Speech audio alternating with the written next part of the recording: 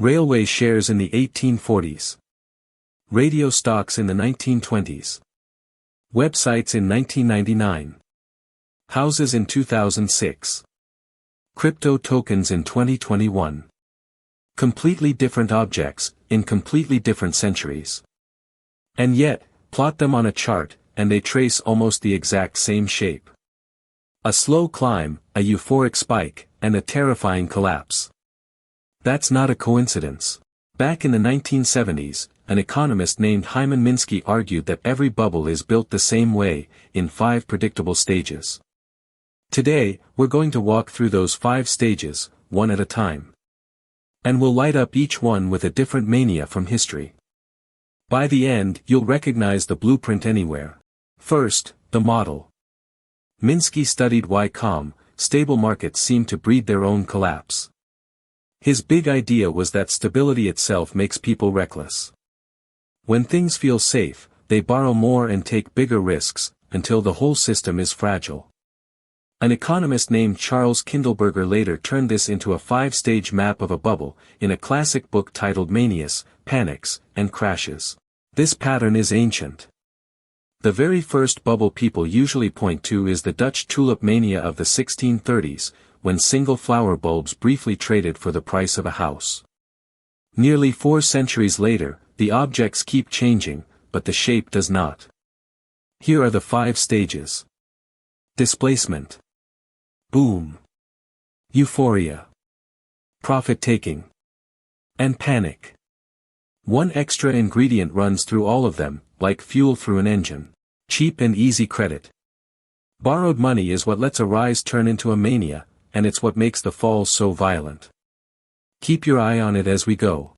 Stage 1 is displacement. This is the spark. Something genuinely new arrives and changes the rules of the game. A breakthrough technology, or a flood of cheap money, or both. And crucially, the story is usually true. Real bubbles almost always start with a real revolution. For our first stage, travel to Britain in the 1840s and the Great Railway Mania. Railways were the real deal, the internet of their day, shrinking a journey of days into hours. Investors could see the future clearly, and they wanted in. Hundreds of new railway companies formed. Parliament approved thousands of miles of new track. Share prices climbed and climbed. Everyone from aristocrats to shopkeepers piled in. The point to hold on to is this: the excitement was founded on something genuine. That's what makes the seed of a bubble so convincing. It isn't a lie. It's a truth that gets taken much too far. Stage 2 is the boom. The new story spreads, prices rise steadily, and more ordinary people climb aboard. Confidence builds. And this is where that fuel, borrowed money, really starts to flow. Our example is the Roaring Twenties in America, the boom that led to the crash of 1929. The decade was electric, in every sense. Homes were being wired for power, cars were rolling off assembly lines, and radio was the hot new technology. The stock market became a national obsession. And here's the key mechanism: people were buying shares on margin. That means putting down as little as 10% of the price and borrowing the other 90%. It let small investors make enormous bets. The market rose roughly 6-fold over the decade. As long as prices kept climbing, borrowing to buy looked like free money.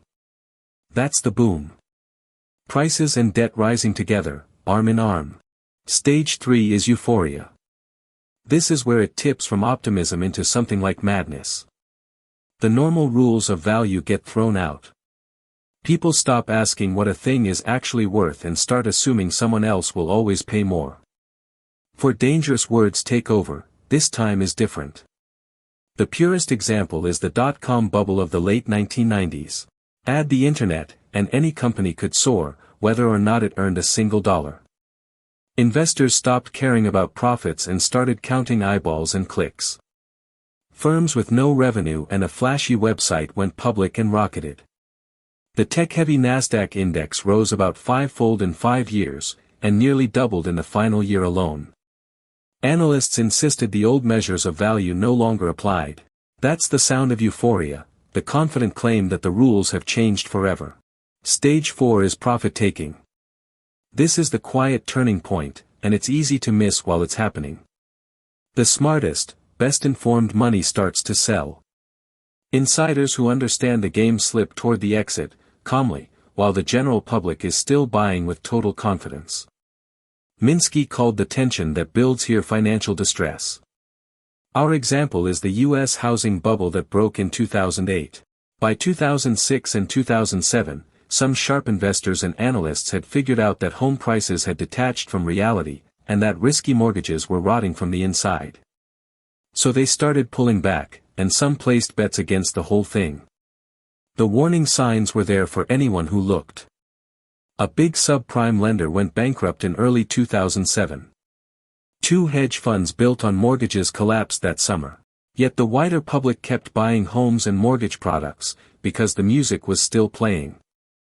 That gap, between the smart money quietly leaving and the crowd still dancing, is the essence of Stage 4. Stage 5 is panic. The mood flips from greed to fear, often in a flash. Everyone rushes for the exit at the same moment, but the exit is tiny. Prices don't drift down, they fall off a cliff. And all that borrowed money now works in reverse, forcing yet more selling, which drives prices lower still. For our final stage, the crypto crash of 2022. Through 2021, crypto had gone fully euphoric. Bitcoin hit nearly $69,000 in November 2021, and the total value of all crypto reached around $3 trillion, by one estimate. Then the tide turned. In May 2022, a major so-called stablecoin project collapsed and wiped out tens of billions of dollars in days. The panic cascaded. Over-leveraged funds blew up. Lenders froze withdrawals. And in November 2022, one of the biggest crypto exchanges, FTX, imploded into bankruptcy. Bitcoin fell to around $16,000, down roughly 77% from its peak. That's revulsion, the final stage, where the leverage that powered the boom now detonates the bust. So why does the same 5-act play run over and over, with new actors each time? Because the engine isn't the technology. It's us. The wiring of human beings barely changes. A real story pulls us in. Rising prices make us feel smart. Cheap credit lets us chase harder. Fear of missing out drags in the crowd. And leverage magnifies every emotion, on the way up and on the way down. There's a reason the warnings go unheard each time. During the boom, the skeptics look like fools. Prices keep rising, the cautious miss out, and the reckless get rich, at least on paper. Being early and right feels exactly like being wrong. So the crowd learns the opposite of the real lesson, right up until the moment the music stops. One honest caution. Not every boom is a bubble. Sometimes prices rise because something really is more valuable. The warning signs are specific: heavy borrowing, prices detached from any earnings or cash flow, and the widespread belief that prices can only go up. The investor John Templeton reportedly said the 4 most expensive words in investing are, "This time is different." 5 stages. The same blueprint. Every single time. Quick recap of the blueprint. Displacement, a real innovation lights the spark, like the railways. Boom, credit flows and the crowd piles in, like the 1920s. Euphoria, value stops mattering, like .com, profit-taking, the smart money quietly exits, like 2008. And panic, the leverage detonates, like crypto in 2022.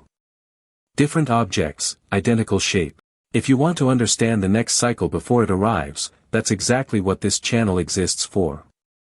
Subscribe, because in the next video we ask what happens when it's not a company or a market that can't pay its debts, but an entire country. Sovereign debt crises, next. This is educational content only, not financial advice.